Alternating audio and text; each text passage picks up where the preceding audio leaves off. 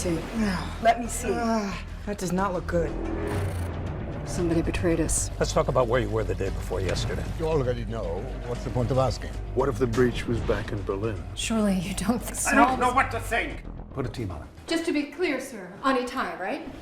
Such a fool. It's been staring me right in the face. Astrid. I need your help. I'm literally putting my life in your hands. Hello, everybody, and welcome back to another episode of Porkins Policy Radio. As always, I'm your host, Pierce Redmond, and you can find this podcast and every other podcast I do by going to porkinspolicyreview.com. Well, we are back again, coming back for another episode on Homeland with, of course, my good friend Tom Secker. Tom, how are you? Yeah, I'm good, Pierce, and this is going to be an interesting one for sure. I think this episode, you know how I said earlier in the series, our review series, I mean, that they'd thrown a lot of balls up in the air and we weren't really sure which ones were kind of going to land first and where things were going to land.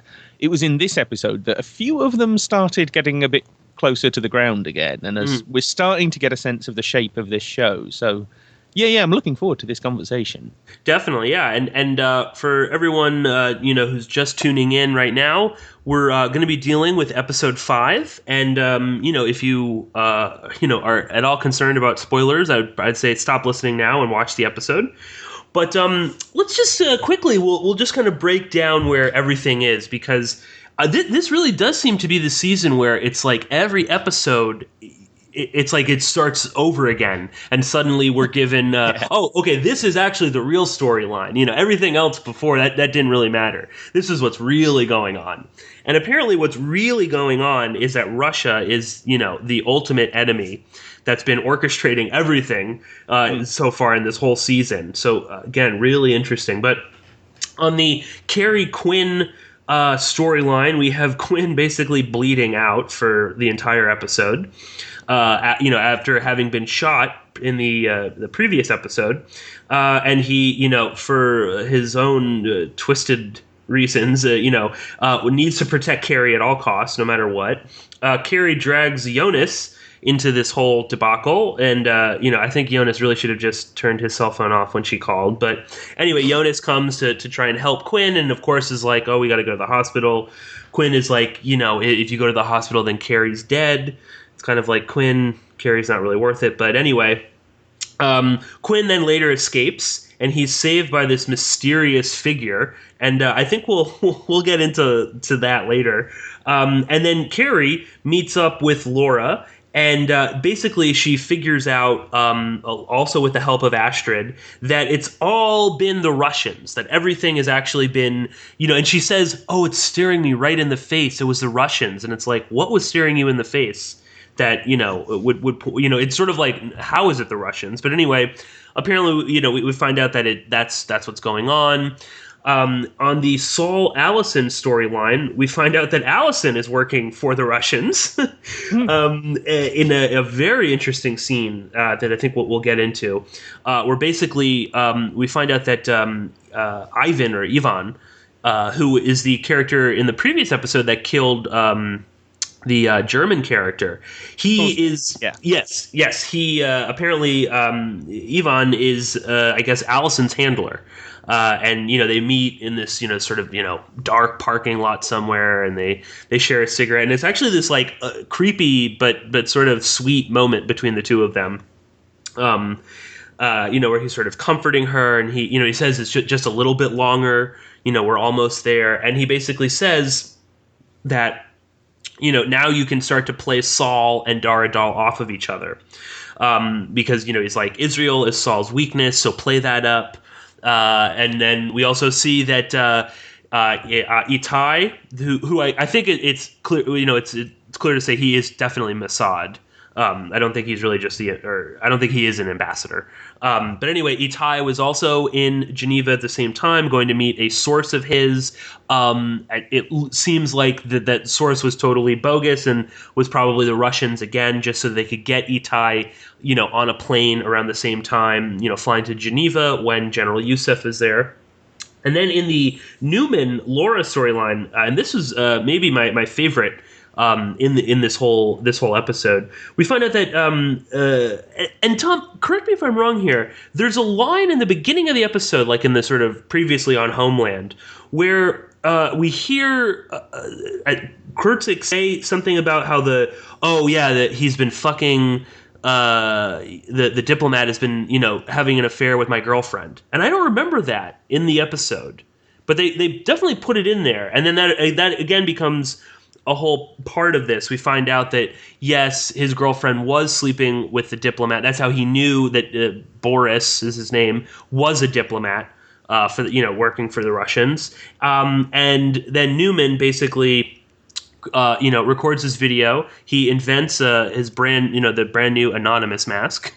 We get a new and improved anonymous mask in this episode, and he basically says that this is here's a video of this Russian diplomat who killed my friend and his girlfriend, and let's go and protest the Russian embassy. And they all go down there, and there's easily the most irritating scene in the entire series of these idiot sort of like cliched anonymous type people protesting. And again, it's like they're protesting the Russian embassy, and with all these signs about like thought police and quit spying on us, and it's like the Russians aren't spying on you. It's sort of, it was like a weird thing going on with that as well. But basically, that's more or less what happened in this episode. But there's a lot of some pretty crazy stuff. And I don't know, before we jump all into that, Tom, what'd you think of the episode? I really enjoyed this one. To be honest, I think this is probably the one I've enjoyed the most so far this series, because it was a few of these things are starting to link up. And like I say, we're starting to get a sense of the shape of what this is all about. For example, in the hacker storyline, you have this overriding message of whoever's side you're really on, because it's not really clear where your sympathies are supposed to lie with that, because I find Newman quite a sympathetic character at this point. I certainly did in this whole episode. But that's not quite where we're supposed to be coming from, I don't think. I think they're just they're trying to say, you don't know what you're dealing with, essentially. That you're out of your depth, that you're just kids playing on the internet, and you don't realize that this has massive real-world repercussions.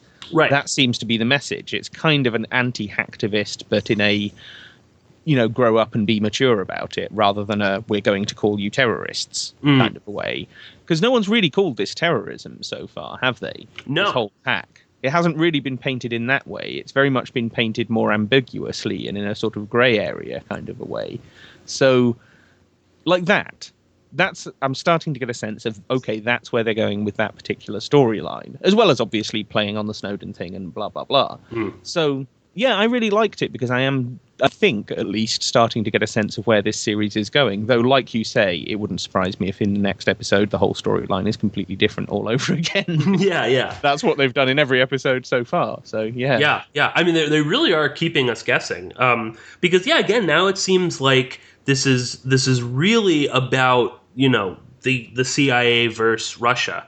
And we also find out that there's something in these documents that the Russians, for whatever reason, they don't want Carrie to see them. And, that's sort of what we get across in this. And that obviously when Laura Sutton published her article and, it talked about these documents, the Russians were like, oh, crap. She works with Carrie. Carrie could see these. So they hire a Hezbollah goon to blow up her truck in Lebanon. Any idea, Tom, what could be in these documents that the Russians don't want Carrie to see? Because, again, previous to this whole season, Carrie's never even mentioned Russia. No. I don't. They seem to have that's just a storyline of convenience. Because why would it be Carrie in particular?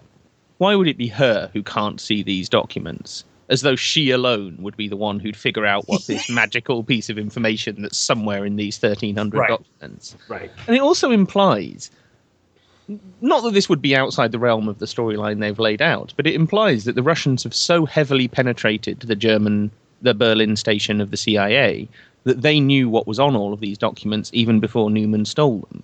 Because otherwise, why would they be so concerned as to get hands on the copy of them? And why did they go to the elaborate and needlessly brutal extent of killing Korsnick and his girlfriend just to get the other copy of them? It's only if they don't want them to be out there that they would do that.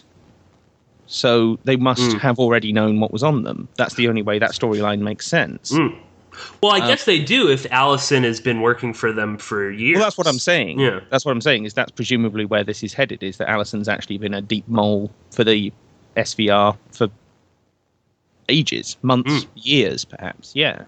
And that, again, not something that we've ever seen them play on before. We've had the whole, Brody infiltrating the CIA on behalf of Abu Nazir, which is utterly ridiculous. Shades of Ali Mohammed and all of that. I mean, come off it. But we've never had a rival intelligence agency, not of this type at least, trying to infiltrate the CIA in Homeland.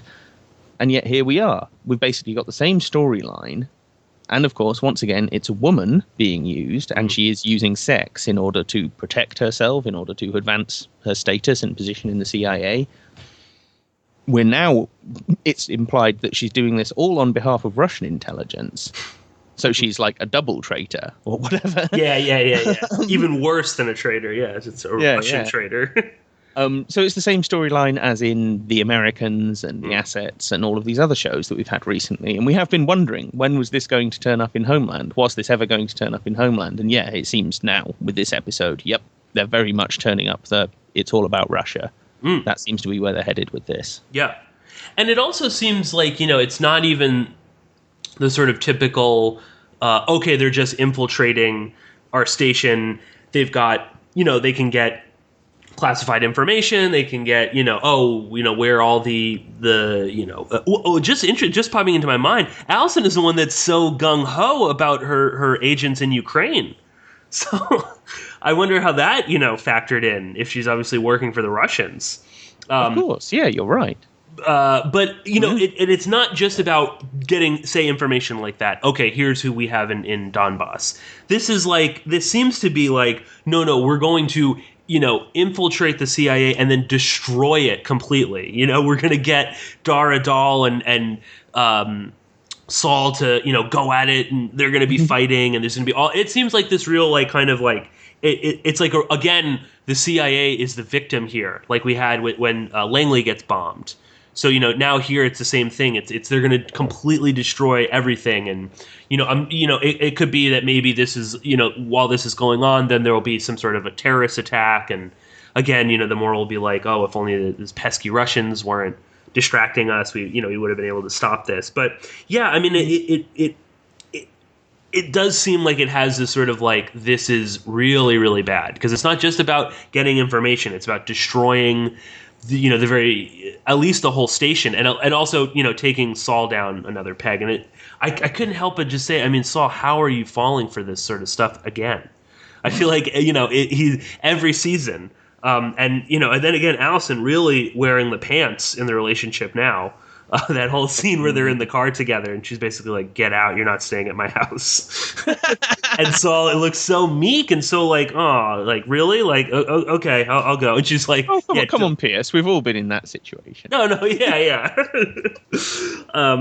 But yeah, and again, I mean, Yvonne is really running the show, because, I mean, it just seems like, now, again, also, Tom, it's implied that the plane was them too, right?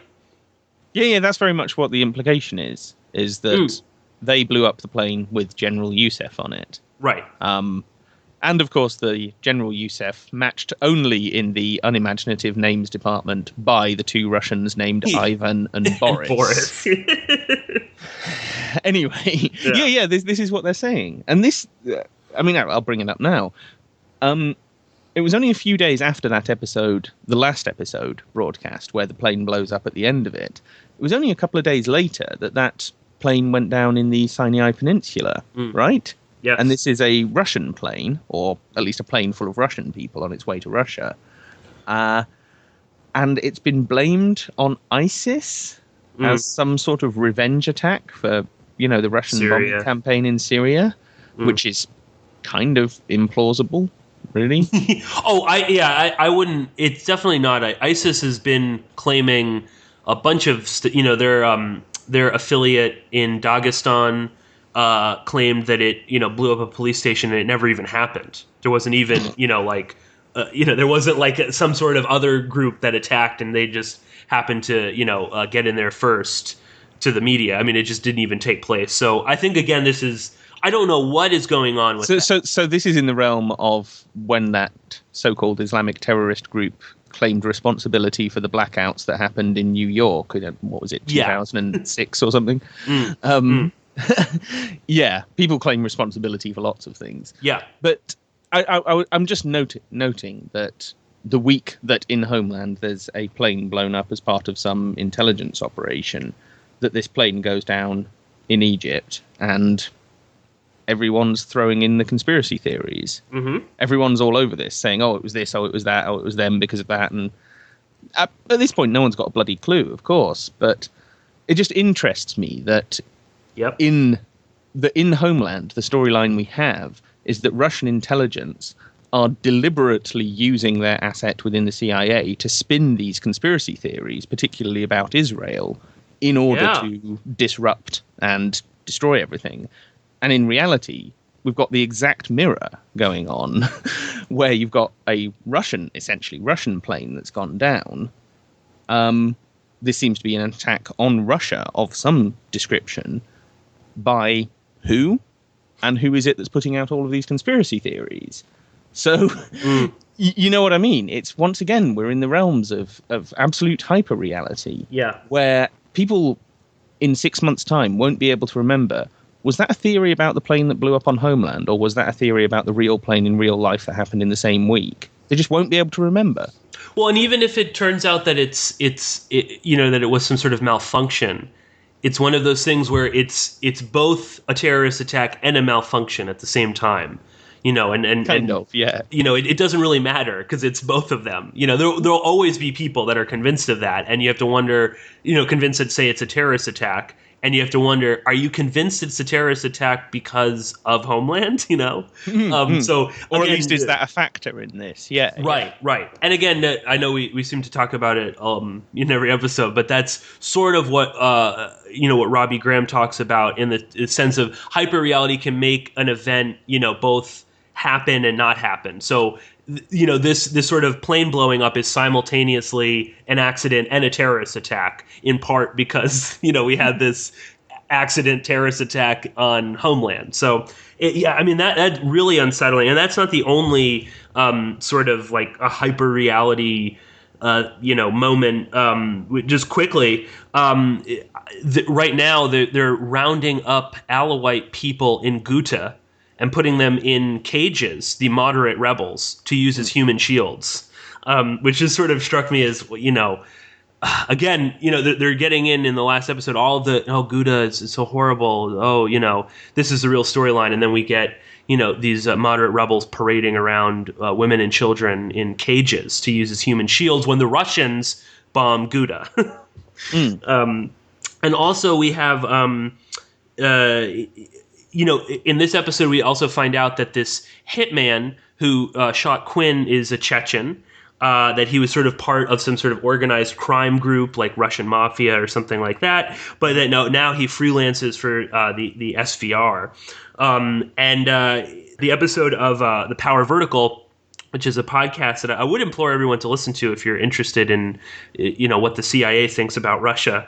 And that's on at Radio Free Europe, Radio Liberty. But their whole episode this past Friday, just a couple of days before Homeland, was all about how Russia is this sort of gangster state, and that, the Russian mafia is just an extension of Putin.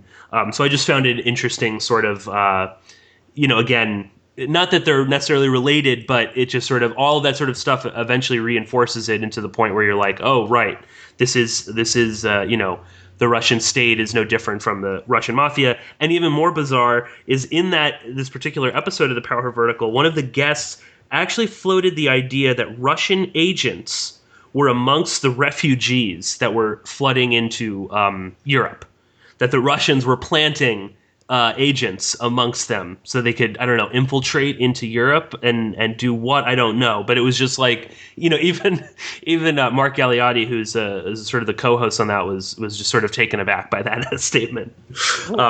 Why wouldn't they just recruit people who are already in Western Europe? It's not that hard to recruit an intelligence asset. Why would you go to such an elaborate ruse just in order to get someone into a kebab shop in Manchester? Yeah, right. No, I know. It's the vital intelligence that they'd bring back from running a taxi in bleeding Lyon or something. Yeah, I'm not sure what the hell she meant by that. This particular guest, who's a professor at the University of Miami in Ohio, yeah, I mean, it was. One. Yeah, I mean, not that I'm trying to stereotype refugees and everything, but you know what I mean. Not very many of these people are going to end up as, I don't know, university professors or senior people in government departments or something else that you could see why Russian intelligence would want them as an asset. Yeah. Yeah, no. Okay. I mean, yeah. Again, the foolish ideas department's working overtime, isn't it? Yeah, totally. And again, that's the type of thing. That's what RFERL likes to put out there. So, but anyway, let's get into some of the other little things that kind of popped out. And this is one that sort of surprised me, is that we actually get the Russia's Foreign Intelligence Service, the SVR, being mentioned, which it never really gets mentioned. And also, I mean, Tom and I have been saying FSB. I mentioned FSB with, on my podcast with Christoph. I mean, we never really say SVR. And it's kind of like the FSB is supposed to be strictly within Russia. That's obviously not true because, there's FSB assassins in Turkey that pop up killing Chechens. They're in Georgia.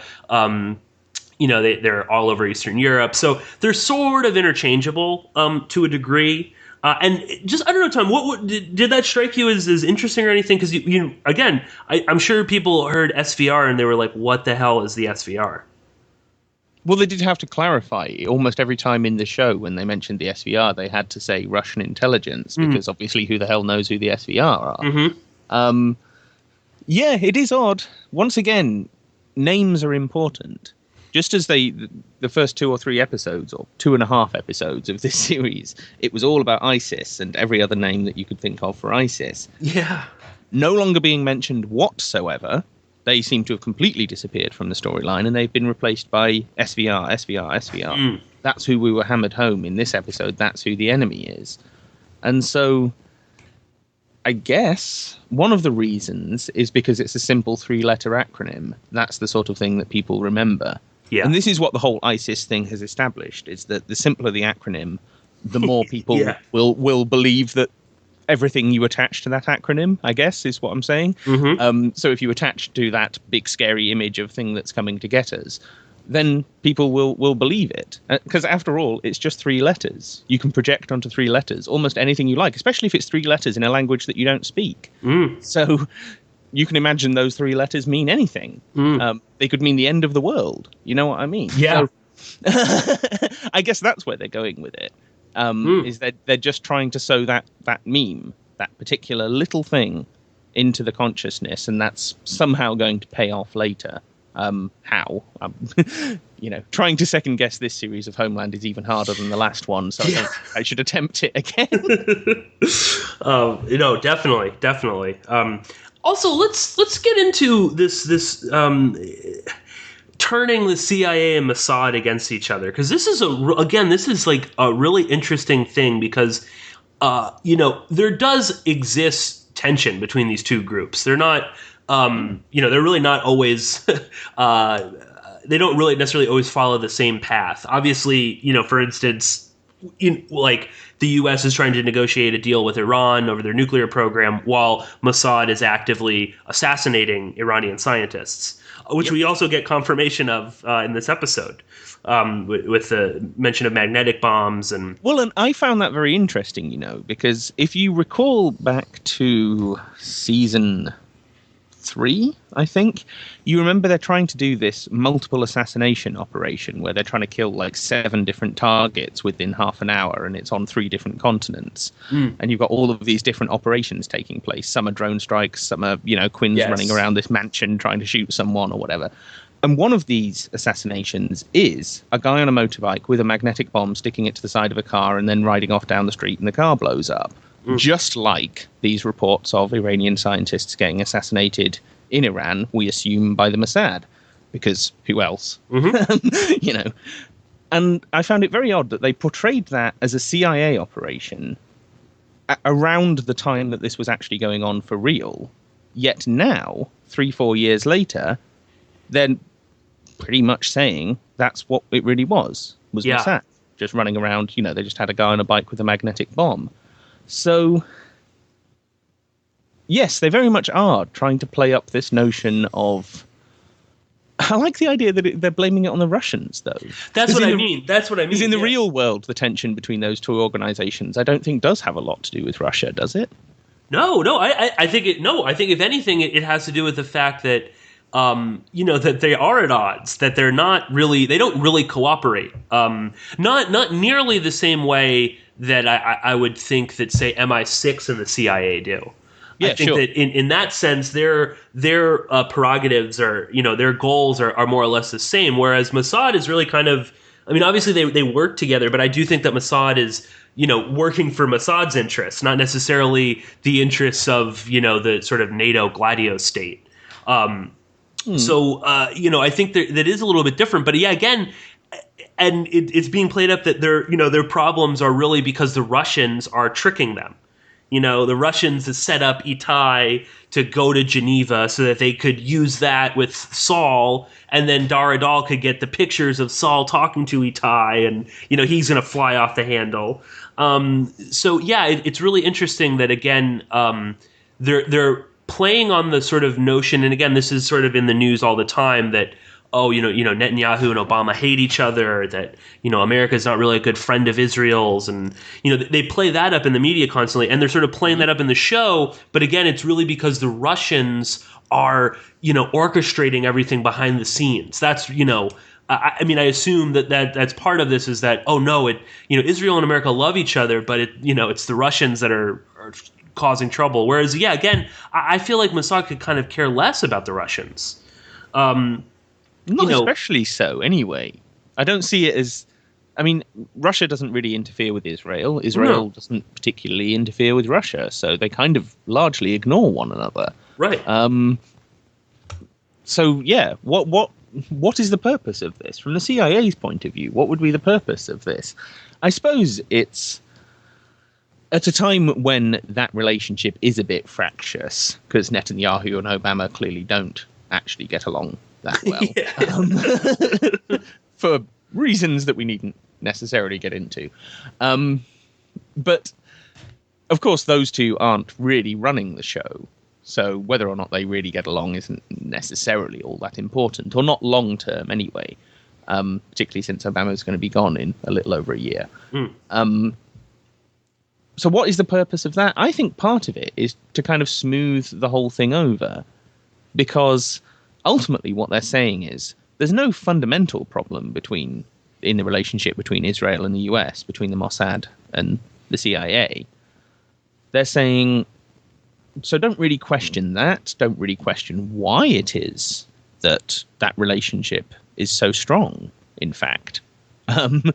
Because even though it is somewhat fractious and they do pursue somewhat different agendas, ultimately they'll both lie for one another. They both cover up for each other's dirty deeds all the time, because they know about it and they don't go screaming from the rooftops. They don't go and tell newspapers about it.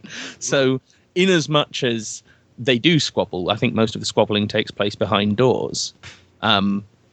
So I think what this may be about is not just about demonizing the Russians and demonizing Russia, but also just about trying to kind of fudge that issue and say, okay, yeah, there's a bit of tension there, but ultimately there's nothing really wrong with the relationship. And it's all just because of those dastardly Russians anyway. They're the ones you should really be hating. You shouldn't be worried about, why is it that we keep propping up this state in the Middle East that just seems to cause us no end of trouble. Yeah, and again, and that question isn't part of this storyline. No. So in as much as they are inviting in that topic of conversation about the American relationship with Israel, they're throwing you a complete curveball and a distraction from what the conversation should really be about. So I think that is presumably, I'm guessing here, the CIA's purpose behind this. But also, you know, they actually throw out a couple pretty interesting, you know, truths about Mossad. You know, we get the magnetic bombs, we get the assassinating Iranian scientists, we get that, you know, Itai met Saul back in Nairobi. You know, it's like how many I was just talking to a listener of mine on Twitter about this, and you know, he asked me a question about I think it was he just listened to our episode on Westgate that we did.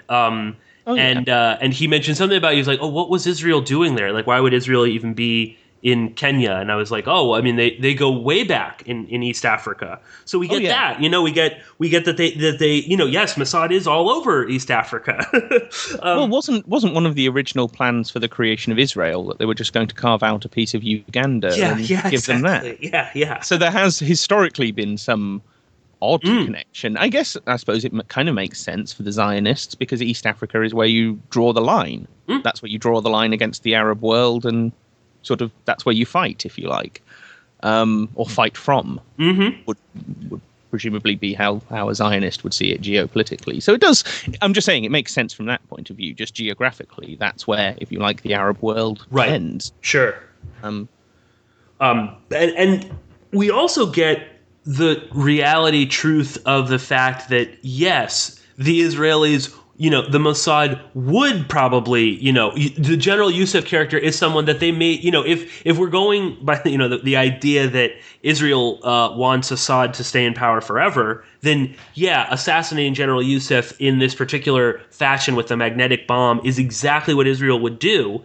You know, and they spend the whole episode making the point that this is what the Israelis do, only to be like, no, it was really the Russians. You know, the Israelis don't really put magnetic bombs on planes or anything like that. So, that whole sort of whatever mind game that they were playing, I'm finding that particularly interesting. And again, the only other real reference to Israel we have, I think, is like in the first season, they arrest a Mossad agent in like DC, who's sort of, you know, I forget, he's spying on like the CIA or something, like, I forget what it is, but it's sort of he's this like spying on the CIA by having an affair with someone's wife. Right. And it's just sort of this like, you know, aside, and then it just becomes irrelevant later. You know, it's like not. Yeah, it gets dropped. It no longer becomes so many other things.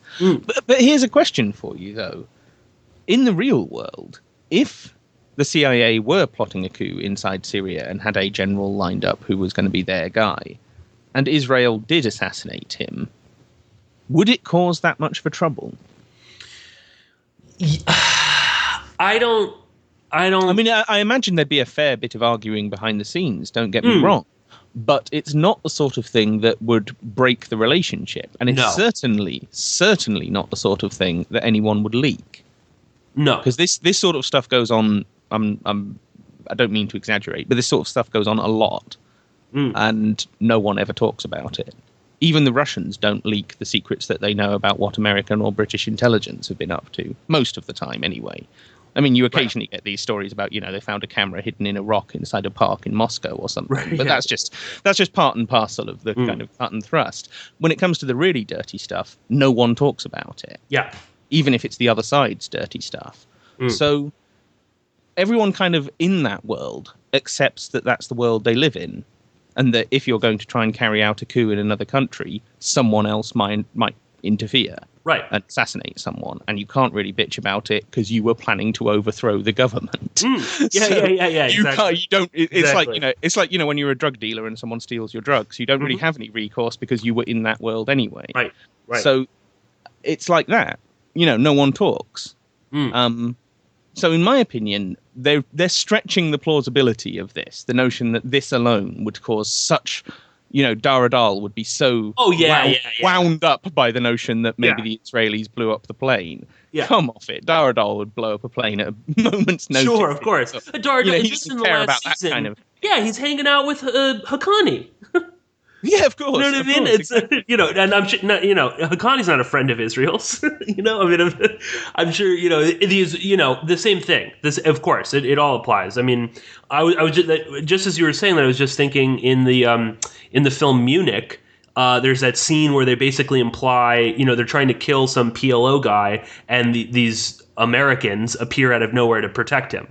And it's sort of like the CIA, that's our guy. Don't touch him, or else we'll kill one of your guys. Of course. No, the idea that this is, and that's what's so funny. It's like, and it's all the Russians, they're going to bring down this relationship between Israel and the United States. And I do this one guy on a plane. Yeah. And I loved the Itai's line about, I forget exactly how he phrases it, but he's... What is it? We didn't bomb the plane carrying the general that you didn't meet to discuss the coup that you weren't plotting. Yeah. It was just so great, That was a brilliant line, although it's not my favourite line in this episode. My favourite line in this episode was when Astrid said that Carrie looked like a member of the Baader Meinhof. Yeah, I know. That was the first note I wrote down.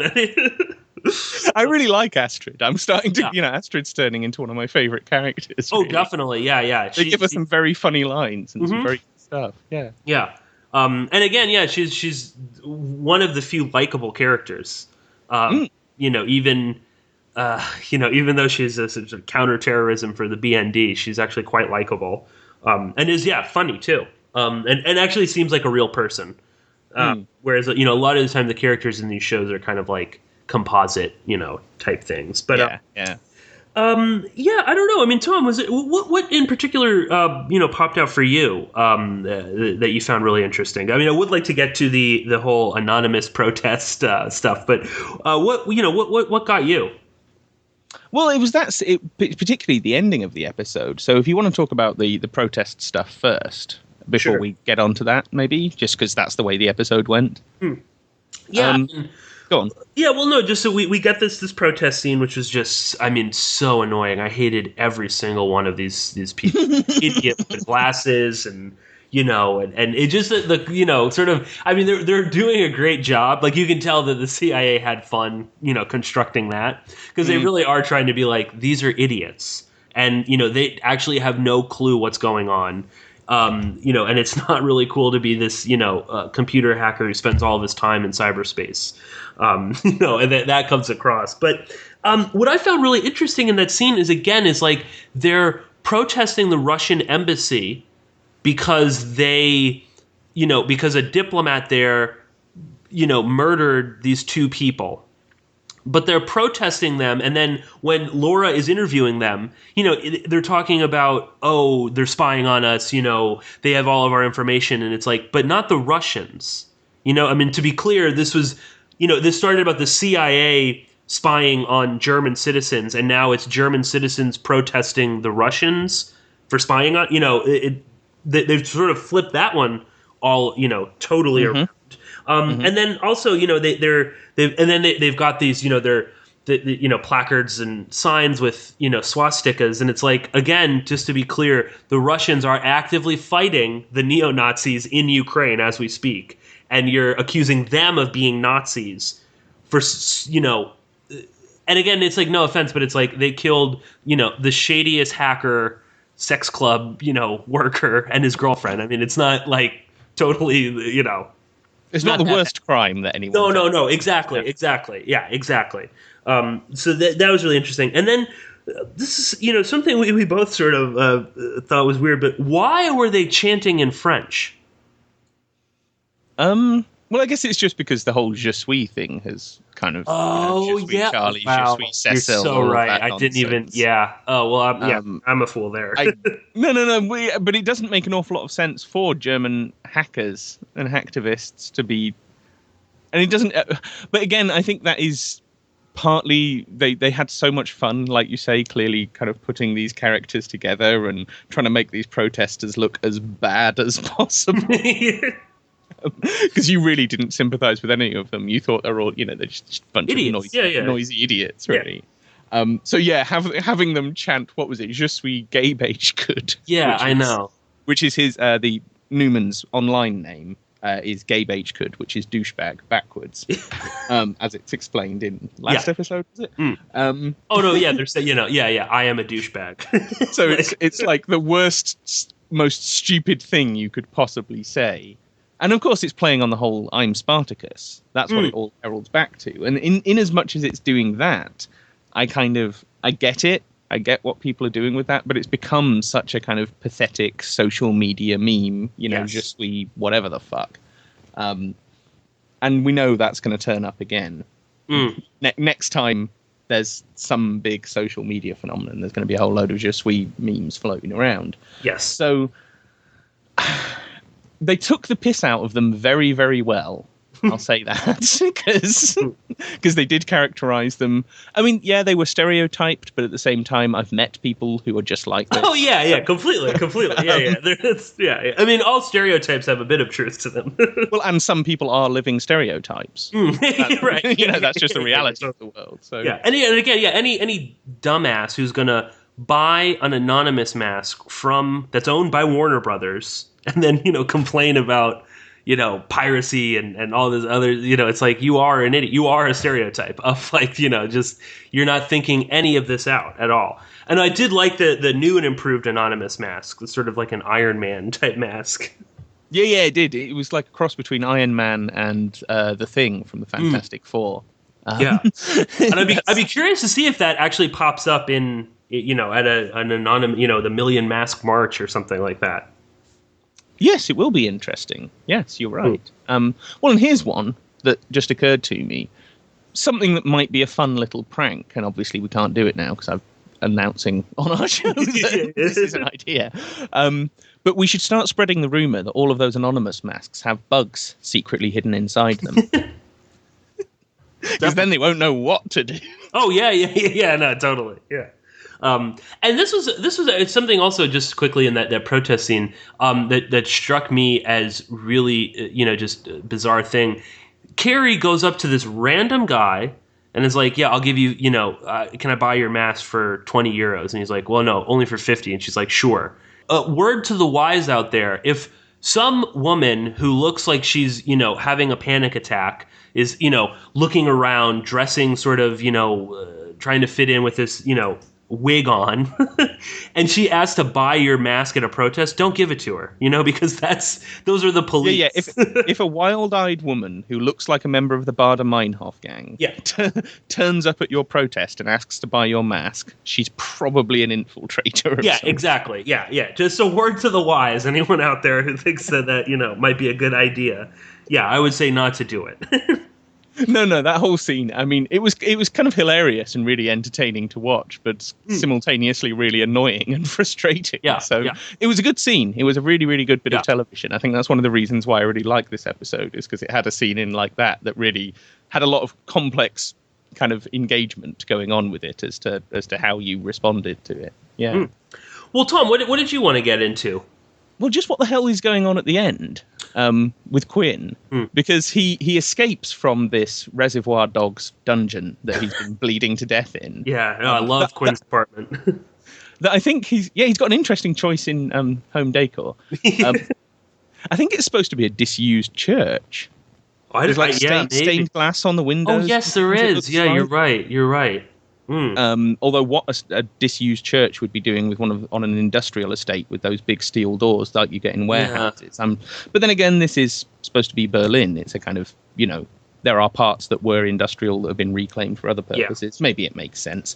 In any case, he escapes from poor Jonas, who, like you say, he seems to have realised quite quickly that Carrie's bad news, and he's clearly looking for the exit door as soon as possible. He's out of there.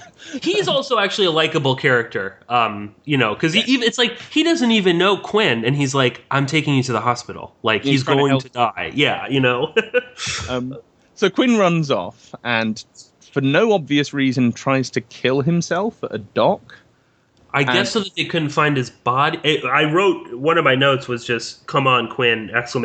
Carrie is not worth it." Well, firstly, Carrie's not worth it, but also, could he not think of a better way of disappearing so that they don't find him? This is a highly trained secret agent, after all. That's why I kind of struggled with that whole sequence, not just because it was unpleasant to watch, but also because Quinn is normally much more sane and has an idea than that. He's usually got some kind of clue as to how to fix the problem. Whereas it just seems so kind of pathetic and so about, why are you even trying to protect this woman anymore? Yeah, I mean, it's like, she's just run off and she's just left you bleeding on a bed and run off to do some whatever the hell she's doing now. Right. She obviously doesn't care that much. So, no. And it's just sort of like, who cares about like what does she bring to the table? You know? Totally. Well, it's funny. You know, now we're getting a Carrie who's back on her meds, so she is, you know, stable and sane, and now we're getting Quinn completely off his rocker. Yeah, they have kind of reversed roles in that respect. Yeah. And anyway, while he's clattering around trying to find somewhere to either hide himself or kill himself, he is stopped, I guess, prevented from trying to kill himself by a guy who I'm assuming we're supposed to guess is Muslim. Yep. And says that, you know, only God can decide to, you know, give life or take life away. Trying to tell him, you know, you can't kill yourself. I'm not going to let you. And initially I thought, is this some sort of like an angel, you know, someone who has turned up to try and show Quinn the error of his ways? Yes, his guardian angel. Of some sort. But then he stalks him and follows him for quite a while Quinn is staggering, bleeding down the street for however long, however distance it is, you know, quite a ways. And at the end, it seems much more sinister. And so once again, we've got this, like you say, is he a guardian angel or is he a real bad Arab? We don't know, and presumably we'll find out in the next episode. But I was left very uneasy. I was left with very mixed feelings about that whole ending and what they were trying to get at there. Because having spent the whole episode essentially focusing us on Russia, now we're back to, well, who's this mysterious Arab Muslim guy? That we can't trust, you know? Yeah. And he's got a funny voice. And and he's got a beard and he talks about God. And so even though everything he's done has been nice, we're still left with this overriding impression of suspicion. I just felt uneasy about that ending. I have what might be a bit of a crackpot theory as to that. I think that, and this is partly based on the preview for the next episode, where we find out that Quinn is obviously he's alive, and that this guy gave him a blood transfusion, and he's with a bunch of other scary looking, real bad Arabs. I think that's the ISIS cell, and they've rescued Quinn, and they're gonna, I don't know, try to brainwash him, sort of pull a Brody on him, or somehow use him. Because in the preview, it seems like he reveals that, I'm a CIA agent, to these random group of scary-looking Muslim guys he's never met. So I think that's the ISIS cell. And then who knows, maybe they'll keep Quinn captive and interrogate him or something. I have no idea, but that's my theory, and that somehow, this will result in the sort of big bombing that we haven't really got. I mean, I guess we kind of got it with the plane, but I think that they're going to kind of keep that in the back as a possibility. We can, bring this ISIS cell whenever we need to. And then again, we'll end with, no, it's really about the terrorism. It's really about this international cabal of jihadis. That's ultimately that's the big threat. And that I think. So you think ultimately this season, by the end of it, by another 7, 8 episodes, however many more there are, we're going to be in a position where Russia has been kind of dropped from the agenda. They've not dropped, but they've been replaced, and the lasting impression of the season will be about ISIS and the big bad jihadis. I think that what will happen is that, maybe one of two things. We'll either find out that that the Russians from these documents or something, we'll find out that the Russians are running ISIS or something. That could be a possibility. Somehow Russia, whatever this, it'll either be something like that, like this guy works for the SVR, or as stupid as it would be. It's like these people that claim that that the Russian intelligence is working with Al Qaeda. It's just such bullshit. But anyway, or this fighting between the CIA and Russian intelligence, somehow their infighting will cause the intelligence failure of them not seeing the ISIS cell, that got Quinn, and that there'll be some big. I think ultimately the whole thing, and I think what they will try to get across is that Russia is an obstacle to ISIS, no matter how you look at it. Either, like the narrative that we're hearing right now is that, the Russians are really attacking the good, moderate CIA-funded rebels, and ISIS is going to sort of fill the void. That Russia isn't really bombing ISIS at all. With who they're really bombing are, hospitals and, mosques and innocent, moderate, rebels. Though I will say, Pierce, I have also heard the opposite narrative of, but if Russia destroys ISIS, then there'll be a great big power vacuum, and we might end up with like a worse thing than ISIS. Sure. Yeah. No matter what it is, Russia will be the bad guy. The reason why somehow something worse happens. Right. Or we find out that, the FSB is running, one of these ISIS cells or something. But I think, ultimately, the show really at its heart is always about the, Islamic terrorism. That's really what the show is. That is what the show, that's the heart of the show. It's always been about that. Even when it's about Carrie, Brody, and, Iran here and Pakistan, it doesn't really matter. And I think that, there'll have to be some sort of big, massive, because I believe it was the last, the season when Brody goes on the run. That was like the end of the season, right? When they blow up Langley, and then it's like the cliffhanger. So there might be something again like that. And who knows? I think that this will all sort of, it will slowly kind of fit into place. Or it'll be like, Allison and the Russians, that, that there will be something that will ultimately let ISIS blow up something in Berlin. And maybe Quinn will somehow be a part of that. I'm not sure, but that's my crackpot theory, which probably won't come true, but we'll have to see. Well, so far our predictions haven't been great, so I say let's keep ranking them. Yeah. Let's boldly go down that road and be willing to be completely wrong almost every time. So, but again, plausible enough. More plausible than my theory that Newman is going to be recruited by the Russians and is going to end up as a secret CIA double agent all along. I think your theory is probably more likely than mine. So. Oh yeah, apparently Newman really just hates the Russians and knew from the beginning. Yeah. Well, and he seemed to know, the second that his friend is in the car, get out. They're going to kill you. Which I also found interesting, and I just in the sense of like that. A lot of these Chechen terrorists that are assassinated by Russian intelligence are in Turkey.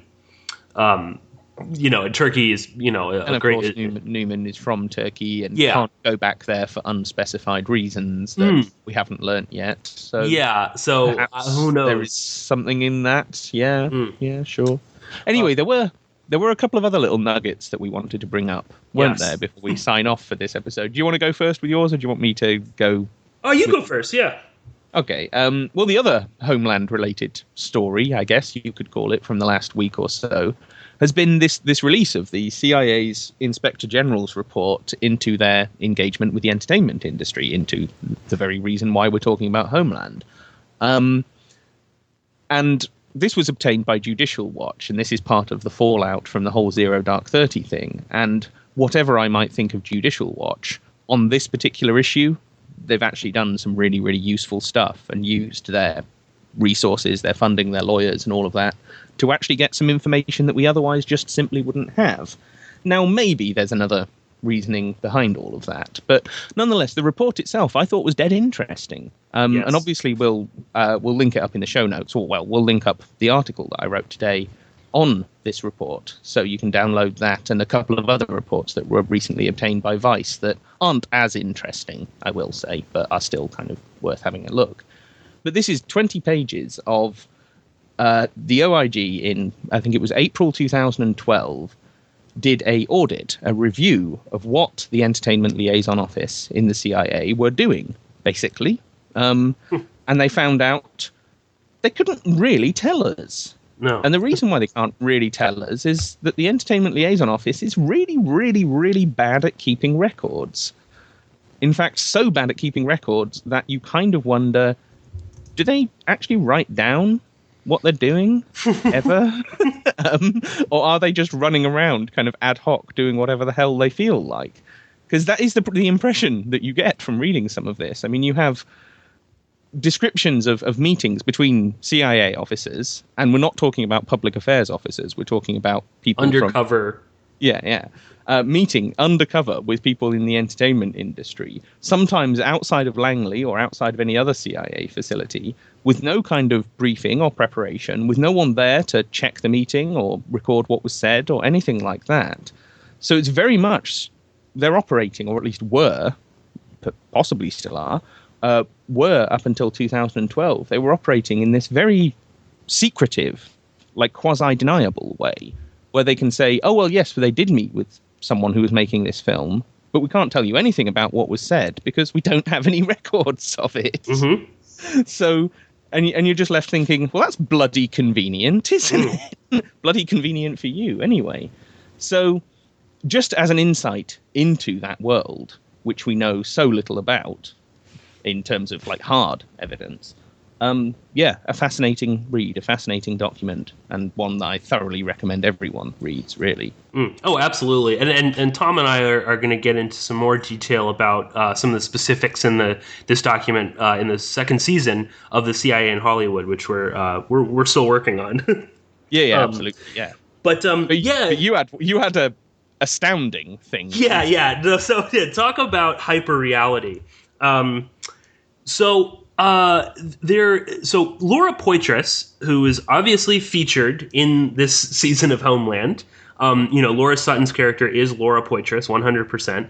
Laura Poitras at The Intercept, again, funded by a billionaire, is in charge, or she basically helped to co-create, along with two other people, AJ Schnack and Charlotte Cook, this, project at The Intercept called Field of Vision, which is a filmmaker-driven visual journalism film unit. It's like such a mouthful that pairs filmmakers with developing and ongoing stories around the globe. So it's basically, it's like The Intercept's answer to like VBS or, any of the slick, cool, videos that, a lot of news sites are putting out.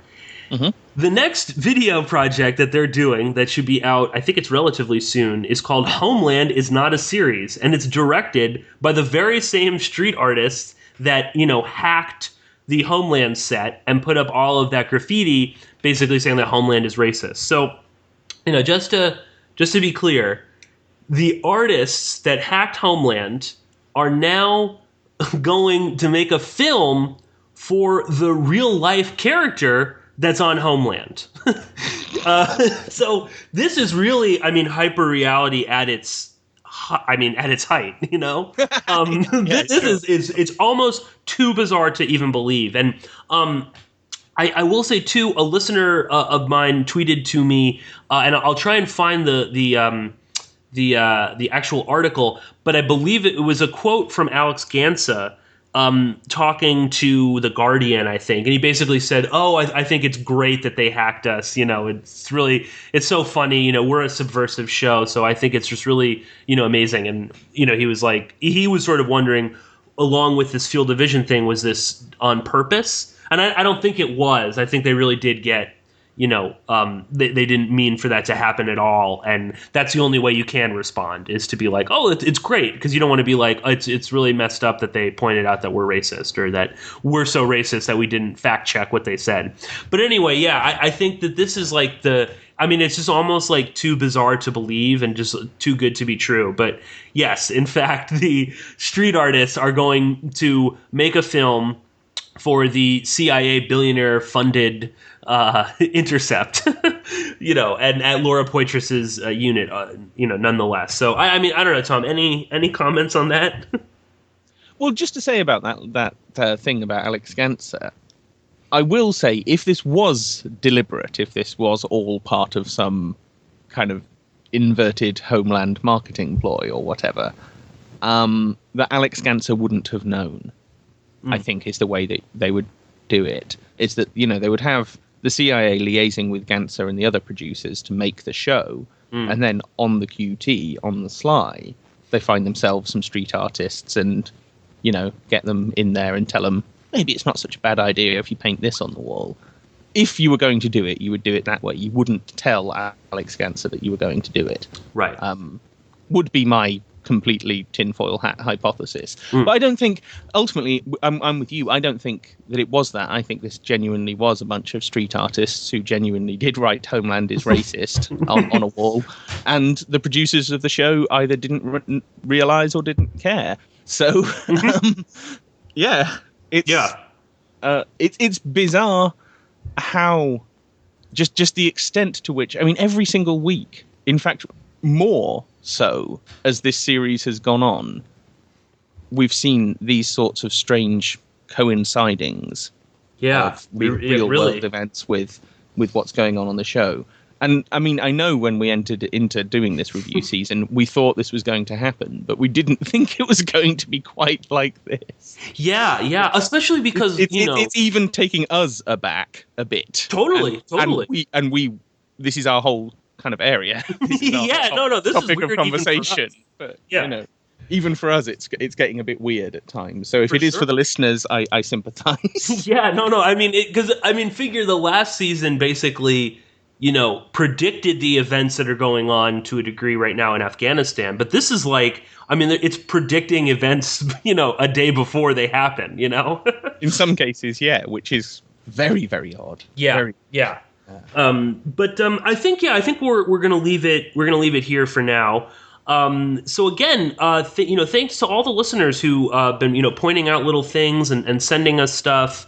It seems like, every week I get different listeners tweeting me little tidbits and things like that. So I'm really glad that, you know, the people that are listening are also taking note of the TV show. And I've actually gotten quite a few comments by people that said, you know, I gave up on watching Homeland, or I've never seen it, but now I'm starting to watch it because of the podcast. So, you know, that's great to hear. And I do encourage everybody to, you know, to go and watch the series, because especially, I mean, this season, it's like, I'm almost scared about where it's going to be going in terms of, you know, how it's mimicking real world events. But again, you know, if you enjoy this podcast, then please do subscribe to both me and Tom's feeds, and you can, both of us on RSS. Tom is on iTunes. You can always follow me on Twitter at Porkins Policy. You can subscribe to my YouTube channel, youtube.com/1138porkins.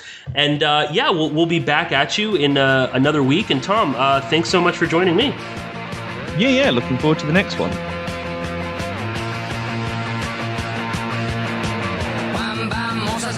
Sur mon lit à bouffer sa langue en buvant grand mon whisky. Quant à moi, peu dormi, vie débris, mais j'ai dû dormir dans la gouttière où j'ai eu un flash.